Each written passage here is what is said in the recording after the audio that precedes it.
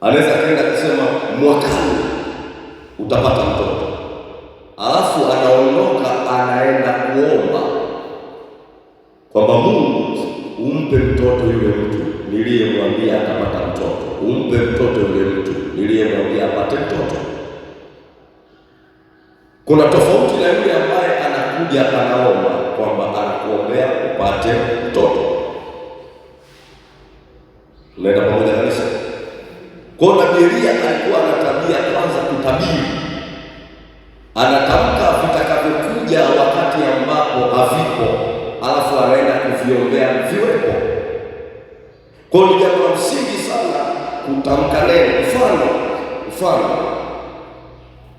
Nabii Elia kabla ya kuomba mvua isinyeshe, alimfuata mfalme Ahabu, akamwambia Ahabu, sikia mfalme, hakutakuwa na mvua wala umande mpaka kwa neno langu, ila kwa neno langu.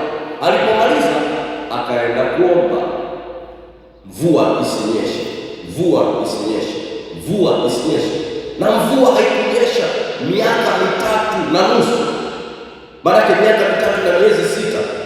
Kwa hiyo Nabii Elia alifanya maombi bila kukoma kwa muda wa miaka 3 na miezi 6. Unaenda pamoja kabisa? Akarudi tena awamu ya pili.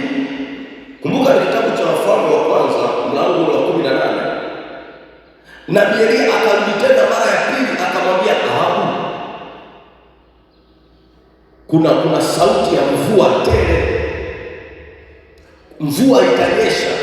Alipomaliza kusema neno hilo, ndipo akapanda kwenda mlima Karmeli, kilele cha mlima Karmeli, akaenda kuomba. Alienda kuomba nini? Mungu, mvua inyeshe, mvua inyeshe, mvua inyeshe, na mvua ikanyesha. Sijui kama mnaelewa kabisa. Bwana asifiwe.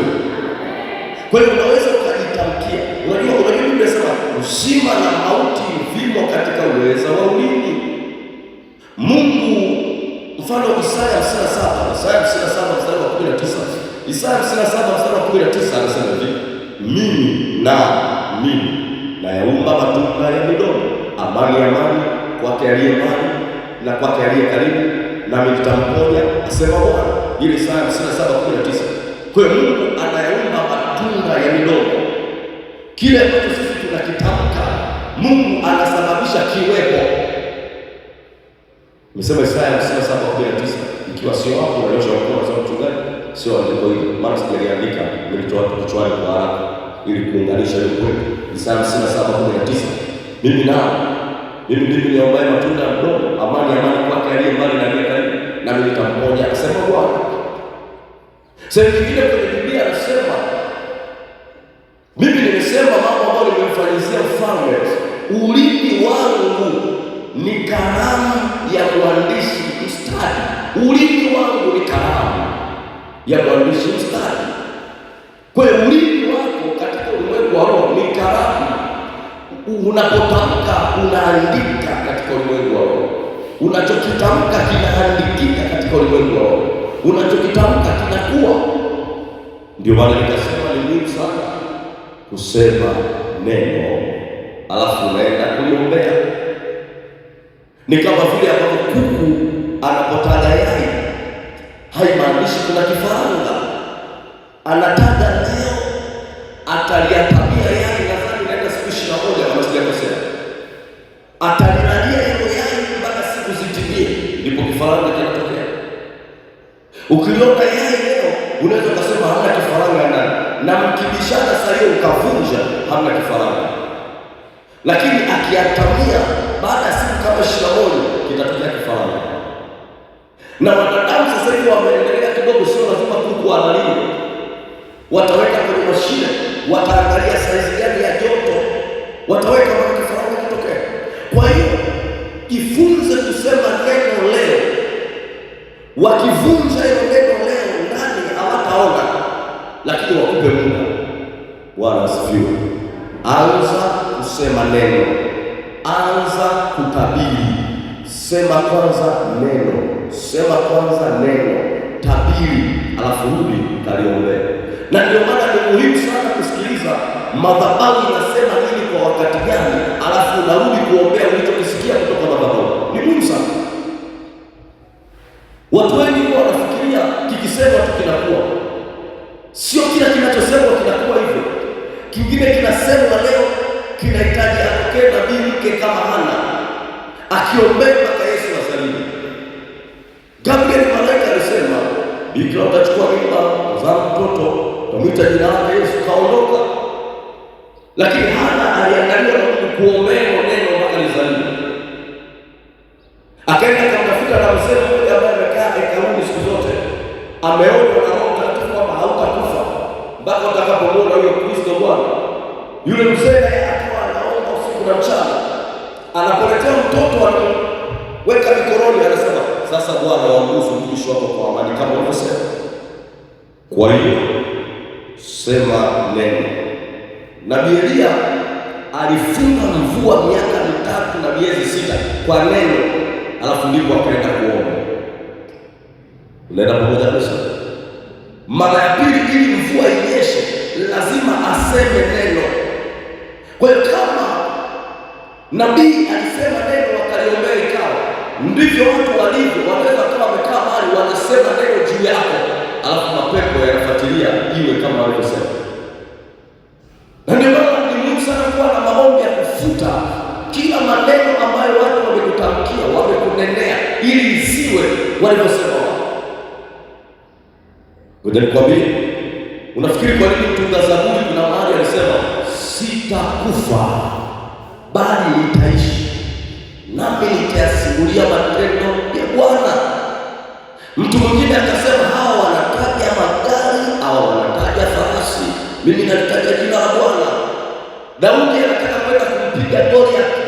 Goliathi kabla ya kupigwa alishapigwa kwa neno la Daudi.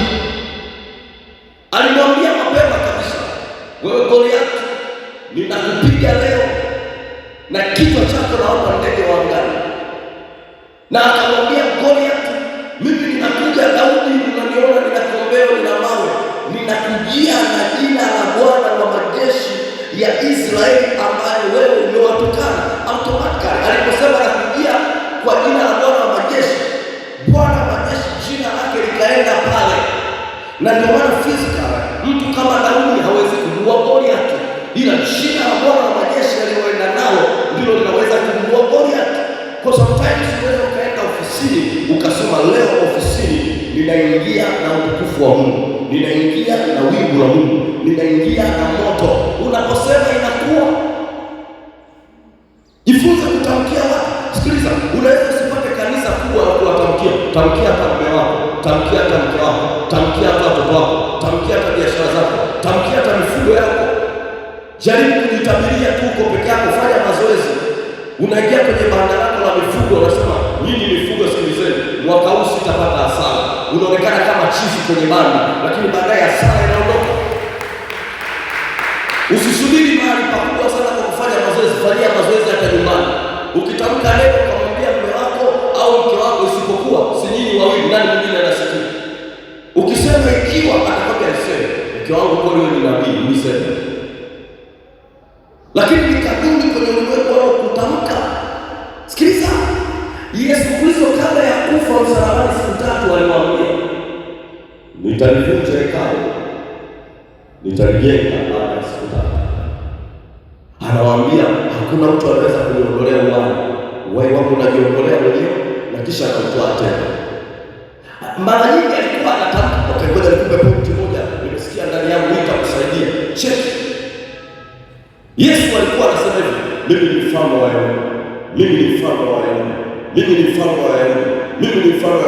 Waambea wakaenda kumwambia kiongozi, aisee, yule Yesu anajiita mfalme wa Wayahudi. Alipofika kwa kiongozi, kiongozi akamwambia, eti wewe ndio mfalme wa Wayahudi? Unafikiri Yesu alikataa? Hajakataa, ila akasema wewe wasema. Maana kwa vile kuna mashahidi wawili watatu, kila neno litasikika. Wewe umesema. Hajasema kama sijasema, ila kaongea na wewe umesema. Akaanza. Angalia wakati anaenda msalabani. Wakati anaenda msalabani, yule kiongozi alifanya nini? Akajikuta kwa kuchanganyikiwa tu, amechukua kibao akakia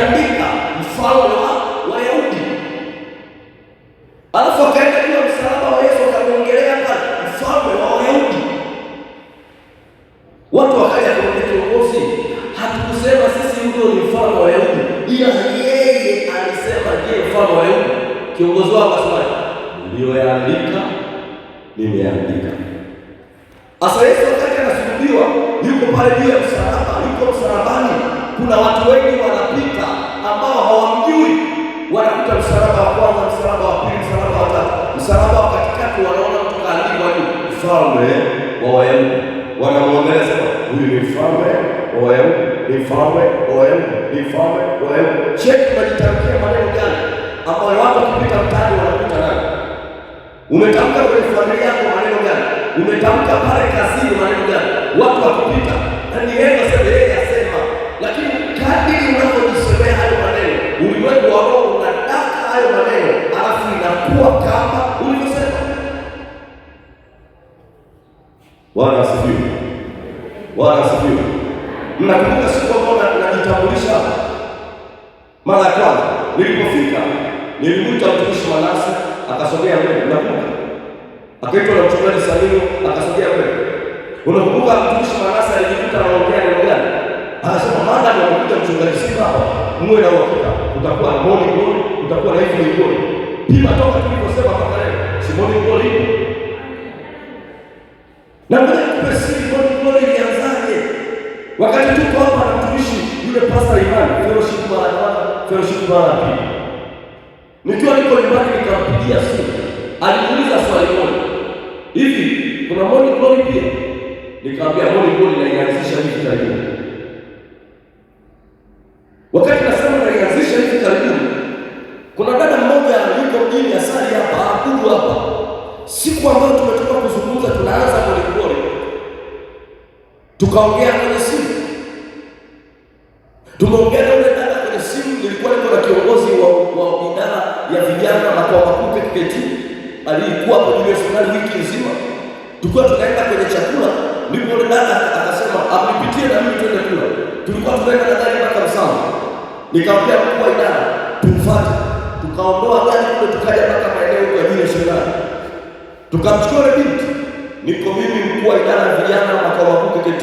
Niko na yule Pastor Imani. Tukiwa kwenye gari tunaelekea sasa mjini kula. Yule dada akasema mchungaji Simba, uanzishe morning glory Kigolowila. Ukianzisha morning glory Kigolowila, mimi nitakuwa mdau wako namba moja. Tukatazamana na Pastor Imani. Tukasema hivi, sisi ndio tumezungumza leo. Na mimi sijakwambia naanza hivi karibuni. Nilipomaliza pale nikamwambia dada, sikiliza, Jumatatu morning glory inaanza. Nikaja hapa Jumapili nikawatangazia. Haikuhitaji vikao. Nilisimama tukatangaza Jumatatu morning glory. Nikamaliza hapo nikamwambia mwenyekiti apate ujuzi, tunaanza morning glory. Ifunze kusema neno kabla. Neno unalosema kwenye ulimwengu wa roho, kuna roho zinafuatilia. Ukisema mabaya, roho za ubaya zinafuatilia. Ukisema mema, roho za wema zinafuatilia. Ukisema upande wa Mungu, mbingu zinafunguka zinatenda. Ukisema upande wa giza, ulimwengu wa giza unafuatilia. Kwa hiyo kama kuna watu walitutamkia maneno, na sisi tutatamka maneno kwenye maombi ya leo, kufuta kila maneno ambayo wamesema, tutabatilisha katika jina la Yesu Kristo. Sema haleluya, haleluya. Jana nikakwambia omba tena, hata kama baada ya kuomba haukuona majibu. Omba tena, hata kama baada ya kuomba haujaona majibu. Narudia tena, omba tena, hata kama baada ya maombi haukuona majibu. Na Elia alienda akaomba mvua inyeshe, hakukuwa na majibu. Amemtuma kijana wake, nenda kaangalia nje. Akaenda kaangalia, anamwambia mzee, nje pakavu, yani hata wingu hakuna. Akamwambia nenda tena mara 7. Kwa hiyo omba tena na tena, nenda tena mara 7. Maana yake usije kuniambia pointi yoyote mpaka mara 7. Kwa hiyo akaenda mara ya kwanza, anaangalia hakuna chochote, anarudi mara ya pili, mara ya tatu, mara ya 4, mara ya 5, mara ya 6, mara ya 7 anaona wingu linatokea kwenye bahari kama kiganja cha mkono. Ndio anakuja anamwambia mzee, kuna wingu linatoka kwenye bahari kama kiganja cha mkono. Akasema Yesu, hapo mvua ipo. Kwa hiyo endelea kuomba, amini itatokea. Kwa hiyo dalili ndogo tu uliona inatokea. Unaomba kazi, unaomba ajira. Kabla ya kupata ajira, kile kitendo cha kuita kwenye interview, hata kama mtu watu 1000, amini kuna kitu Mungu anafanya katika jina la Yesu. Amini hata hapo padogo. Lakini mwisho kabisa, omba mpaka upokee. Omba mpaka upokee. Mungu anasema ombeni bila kukoma. Omba mpaka upokee. Omba mpaka kimetokea. Watu wengi huwa tunaomba tunaishia njiani. Nisaidie kumwambia jirani yako usiishie njiani. Mwambie tena usiishie njiani. Omba mpaka itokee. Yaani kama Mungu hajakwambia sikupi, endelea kuomba. Kama Mungu hajakwambia haitokee, endelea kuomba. So maombi tunaomba mpaka inatokea. Nabii Elia jana nilikwambia kingine kilichotokea kwake. Alisikia sauti ya mvua tele kabla ya mvua kuwepo. Unanielewa kanisa? Alisikia. Hebu sema anasikia. Sema tena anasikia. Sema tena anasikia. Biblia inasema alisikia sauti ya mvua tele kabla ya mvua kuwepo. Na akasema anachosikia. Akamwambia Ahabu, changamka, kimbia, maana nasikia sauti ya mvua tele. Ahabu anamuelewa Elia vizuri. Akisema huyu jamaa kuna kitu kitakuja. Biblia inasema Ahabu akapanda juu ya farasi akakimbia. Kuna siku nitakufundisha pointi kubwa sana. Nabii Elia akakimbia zaidi ya Ahabu. Umeanza kusikia, ukianza kusikia. Ukianza kusikia, sema unachokisikia. Bwana asifiwe. Ukisema unachosikia, wakianza kukimbia, kimbia zaidi ya. Sasa leo nilikwambia nitasogea mbele kidogo kwa dakika kama 12 zilizobaki. Kwenye Yakobo ule mlango wa 5:17 mpaka 18 tumeshasoma jana bila shaka au siku zilizopita. Yakobo 5:17 mpaka 18. Anazungumza Elia alikuwa mwanadamu mwenye tabia moja na sisi. Sikiliza vizuri hapa. Elia alikuwa mwanadamu mwenye tabia moja na sisi. Kwa nini wameandika hiyo sentence? Ili wewe usitoe uzuru. Unaelewa kabisa? Unaelewa kabisa? Ngoja nirudie tena. Elia alikuwa mwanadamu mwenye tabia moja na sisi. Yaani alikuwa kama mimi na wewe. Alikuwa kama James hapa anayechukua video. Alikuwa kama mwimbaji, kama mpiga kinanda. Alikuwa kama mimi mchungaji Simba. Elia alikuwa mwanadamu mwenye tabia moja na sisi. Kwa hiyo hiki kinachofuata kuongelewa kinatusababisha tusione kwamba alikuwa mtu wa tofauti, labda ni malaika. Alikuwa kama mimi na wewe. Akafanya nini? Akaomba kwa bidii. Mvua haikunyesha juu ya nchi muda wa miaka 3 na miezi 6, manake miaka 3 na nusu. Akaomba tena, mbingu zikatoa mvua. Kwa hiyo anataka kutuambia hata mimi na wewe kuna mambo tukiyafanya kwa bidii, kwa njia ya maombi, kwa bidii, kwa njia ya maombi tutafanikiwa. Wapendwa, kuna vitu tunatakiwa tuweke bidii. Unaelewa kabisa? Unafuta kwa bidii, unalima kwa bidii, unaimba kwa bidii, unaenda ofisini, ongeza bidii, ongeza juhudi. Jana sio siku yangu ya ofu. Nilitoka asubuhi hapa Morning Glory, nikaenda ofisi za makao makuu pale Dayosisi, nikasimamia barua kadhaa, nikaenda Bible study. Nilipotoka Bible study nikarudi nyumbani kama saa 7 saa 8. Ilipofika saa 8 nikiwa niko sebuleni, nikasema hivi, mimi ni mtumishi ndio. Kinachonifanya nikae hapa sasa hivi ni saa 8. Nikaanza kuhesabu masaa, saa 8, saa 9, saa 10, 11, mpaka usiku. Masaa mbona mengi ya kukaa nyumbani. Nikampigia simu katibu msaidizi Raisa. Nikamwambia Raisa, utafute tu msharika kwenda kumtembelea. Nishashindwa. Unaona muda masaa yako mengi sana ya kukaa. Nikaondoka pale. Tukaenda mahali.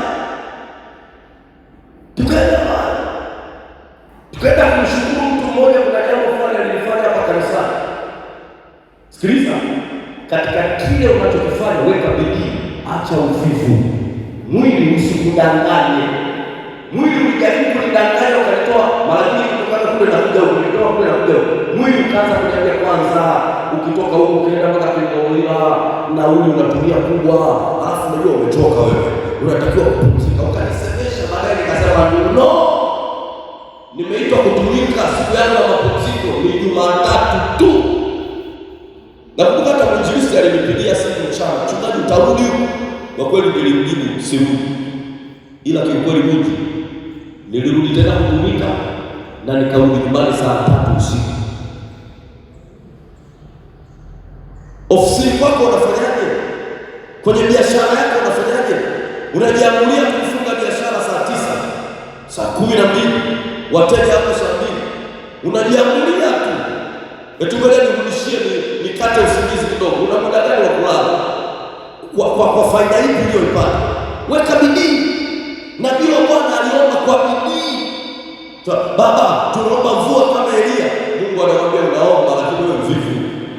Mwenzenu aliomba kwa bidii. Tofauti yake na wanadamu wengine kwenye bidii.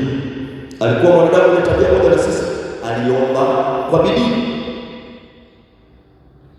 Miaka 3 na miezi 6 non stop. Unaomba bila kuacha. Muulize jirani yako, unaweza? Unaombea ombi mwezi mmoja unasema, nadhani Bwana hakutaka. Hakutaka wapi?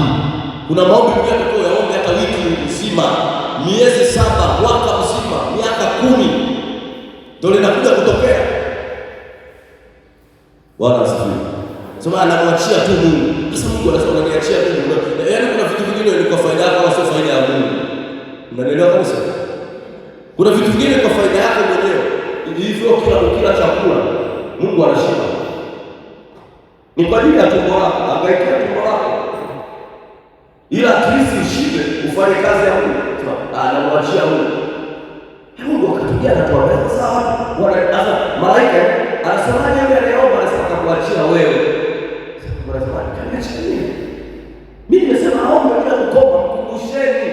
Omba bila kukoma, unamwachia Mungu. Mwachie Mungu unaomba. Matendo ya Mitume 17:26-28. Kumbuka saa moja kamili tunatoka sisi. Matendo ya Mitume 17:26-28 tutahitimisha hapo leo. Kwenye kile kipengele kidogo kinachosema kwa nini tutumie njia ya maombi katika kubadilisha au kubatilisha majira. Kwa nini tutumie njia ya maombi katika kubatilisha au kubadilisha majira ya adui? Andika namba moja. Jambo la kwanza, kwa kuwa tunapaswa kuishi ndani yake au ndani ya nyakati na mipaka tuliowekewa na Mungu. Tunatumia maombi wiki hii kubadilisha na kubatilisha majira ya adui, kwa sababu